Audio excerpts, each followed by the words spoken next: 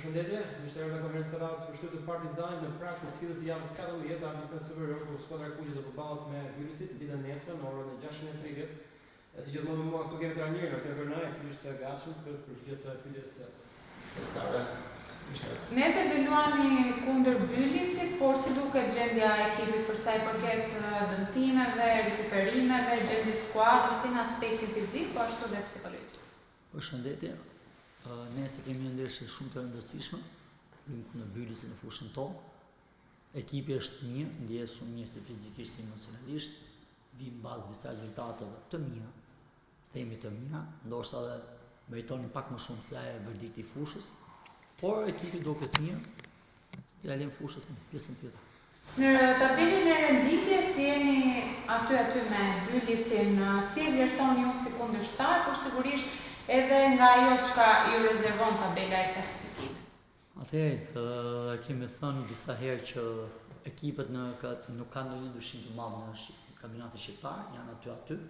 Kjo tregoi edhe ndeshjet e fundjavës së kaluar, ku Bylisi doli barazim me Ignatin, me Dinamo, Dinamo në ekipin që është pretendent, që nuk ka diferenca, kështu që vlerësoj maksimalisht Bylisin, është një ekip me lojtarë shumë cilësor, me një grup të ruajtur nga viti i kaluar, që në rast se nuk gabosh të dënojnë shumë keq. Në shtator në mos gaboj keni pasur një rezultat 3-1 për Bylisin. Se u ka bërë të reflektoni për të përballje të ratas edhe pse jo për ta analizuar kundërshtarin për ndeshjen e nesërme?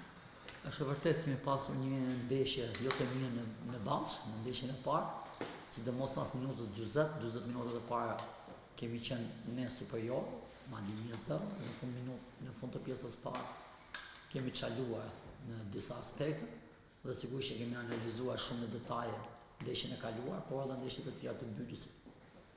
Në fakt në fundjavë duhet edhe derbi i qytetas me ekipin e Tiranës. Ndeshja nesërme është një provë, një sfidë apo konsiderohet që gjithë kundërshtarët? Jo, ne vëmendja jonë të gjithë ekipit dhe lojtarëve e stafit dhe gjithë tifozëve është nesër tek Bylisi.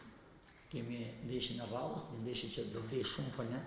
Është një ndeshje që ne na duhet të fitojmë se s'bën në shtëpinë tonë, të marrim atë renditje që ne takon t'i afrojmë nga vash atë ku duhet të jetë Partizani dhe gjera rastin të ftoj gjithë tifozat, t'i falenderoj për mbështetjen që kanë bërë gjatë kësaj kohe.